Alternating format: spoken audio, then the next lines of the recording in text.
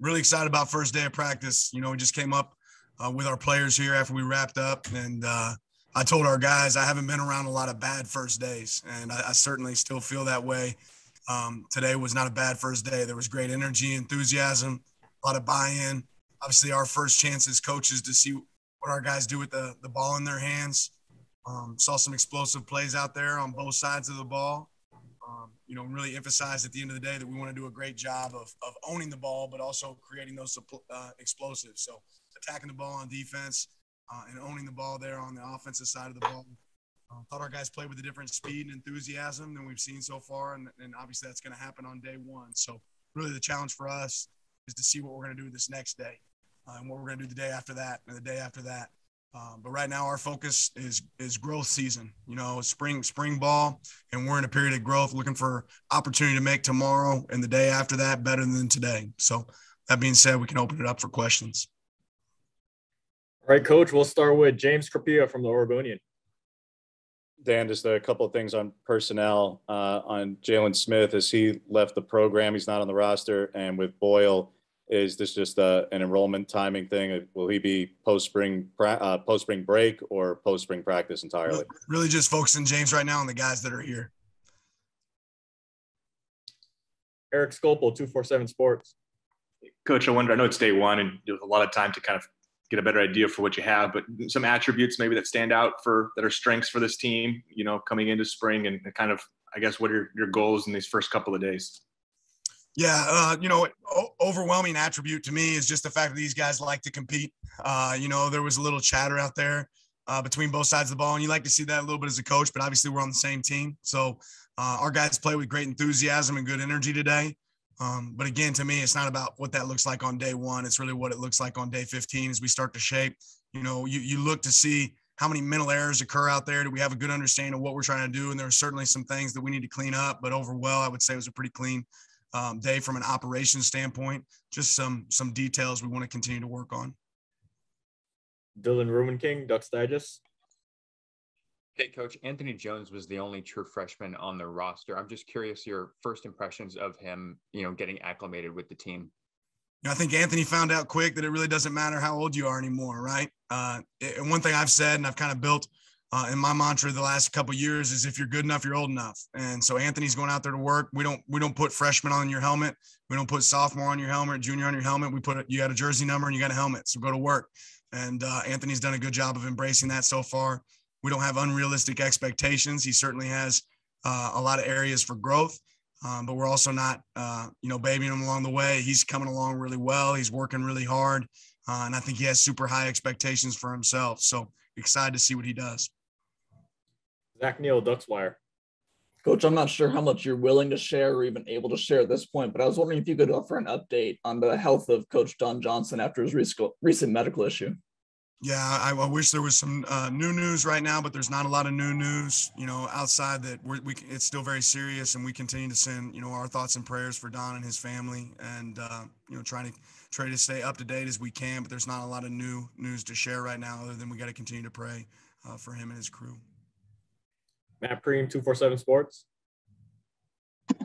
Yeah, Dan, just what are your overarching themes you want to get accomplished in spring ball, the pillars of this camp for you?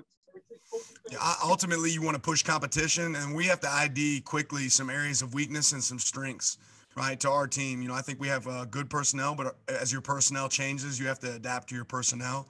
So quickly, we want to figure out who are the guys that can go make plays on the ball. Defensively, who are the guys that can play in space, who can rush the passer, who can protect, who can own the ball on offense. So trying to just identify some of those traits as a staff. And then as players, we're trying to create that competitive toughness and that brotherhood that's required to play at a high level of football in this league. Gabriel Marvin, Rivals. Hey, Coach. I know it's just the first day of practice, but how do you see a lot of these transfers fitting in with their position groups? Yeah, it's almost similar to what I just said about freshmen, sophomores, juniors, seniors. Like there isn't anything on their helmet that says transfer, right? They come out there, they're wearing the same gear as everybody else, and they're going to work. We've been fortunate enough to have some opportunities to meet on football the last few weeks, whether it be walkthroughs or just in the meeting room. And those guys that's giving them a leg up and an opportunity to advance.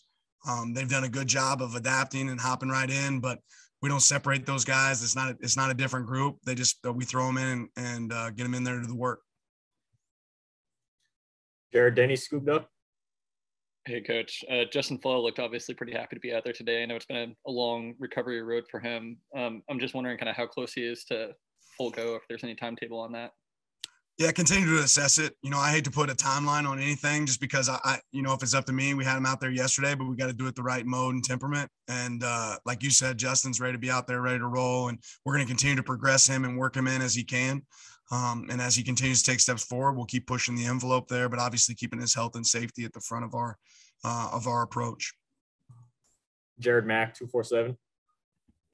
Yeah, going off the injury question from Jared, just your overall expectations on if those guys will, be full participants at some point during the spring?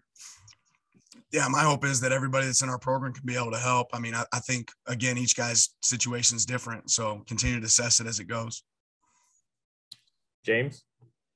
In terms of how you're going to go about the defensive install, you and Tosh, Dan, and I'm sure it's already kind of begun in meetings leading up to today. How do you go about it systematically, more in terms of like Muschamp years ago would install the whole thing and then in games weeks would kind of do a refresher on what the plan was. And I think he's probably tweaked that since because it didn't work out so well in that method.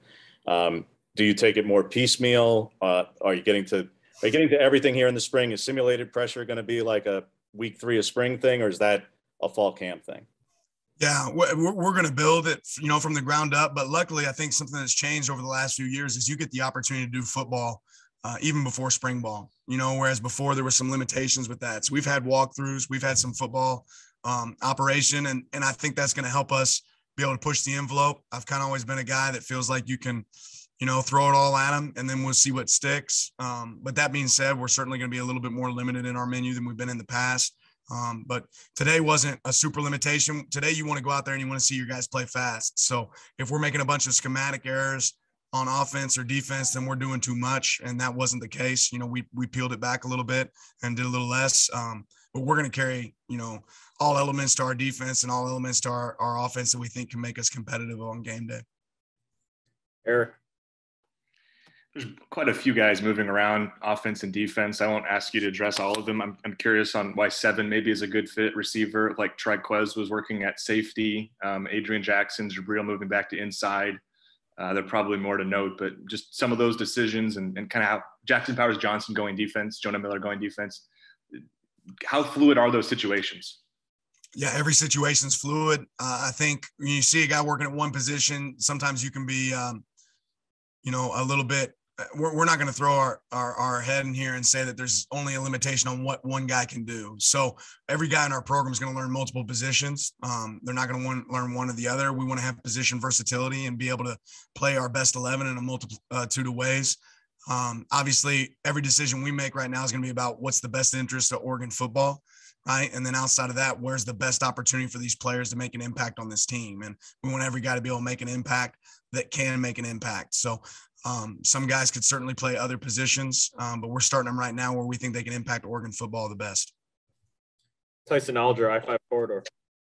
I'm curious, last year when you guys had a team that you knew was going to be peaking for that year, how you guys went about planning your spring at Georgia versus what it's like for you guys this year, where it's not saying that you guys aren't peaking or going for it this year, but when you're in a little bit more transition, like what are you guys trying to get out versus of like when like a team like last year?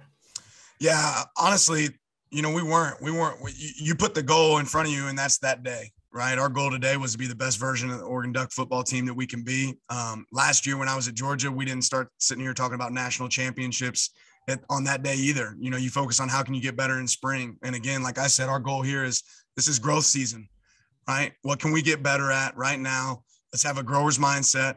Right, let's be learners and growers. Let's go out here and figure out what can I do better. I think every guy's natural reaction as a player and a coach is to come off the field and then they want to pull up the clip of film where they caught a ball, or they made a tackle, or they punched out a pass. I challenged our players to come off the field and go find something you did wrong that you can make sure you don't do wrong tomorrow or the next day. Right, and that was really our focus. A grower's mindset is going to find stuff that we can get better at, and that's what our guys have focused on. And that was no different than my approach last year. Dylan? Coach, now that you get to jump in and you're in spring practice for the first time as a head coach. I'm just wondering how you're feeling of, handling this as a head coach. I know you said before that you coached third grade basketball, but now you're a Power 5 head coach. So just how are you feeling right now? Yeah, I'm excited and extremely blessed. I think everybody that's part of our organization feels excited and blessed to be a part of it. We're not going to be a team or a coaching staff that has the poor me's. We realize how fortunate we are to get to wear the O. I'm certainly encouraged and thrilled to be a guy that gets to wear the O, and excited to see where this team goes. We have time for a couple more, so we'll go James and then Matt to end it. Dan, I was at the combine last week, was speaking with several of your former guys and Kenny's former guys and Joe's former guys, and you name it. But one of your former guys who stood out was actually Jermaine Johnson, and shared a little bit about on the recruiting side of things, how you stayed in touch with him and how you first came across him, and then you kept in touch, therefore, at Georgia. I'm curious, since there's obviously a big recruiting weekend coming up and throughout the spring and leading up to the spring game and those sorts of things, are there similar circumstances like that where you kept in touch with people from your previous stop who maybe weren't a fit there because of geography, it was too far from home or what have you, but the established relationship is now paying dividends here in this opportunity? Yeah, I mean, I think there's I think you lean on relationships wherever you're at. Obviously, we're not spending any time talking about guys or talking to guys that aren't in the portal, but I always want to be there for guys that have played for me and lean on me in the past. And I wouldn't be here if it wasn't for my former players. So relationships, hopefully, is what makes us different at the end of the day. And we're going to be able to lean on those relationships to do well in recruiting. That's something we'll always utilize. Last one, Matt. For players and for fans, there's always excitement for first practice. What was last night like for you? This is your first opportunity to run a program, and I guess just what's that like right now? How is that going? My favorite holiday is Christmas. So last night was like Christmas Eve. You know what I mean? Like going to bed and you want to couldn't fall asleep. You wake up early. Just excited to see you guys get out there and move. I mean, make no mistake, my favorite part of coaching is on the grass. My favorite part of coaching is coaching ball.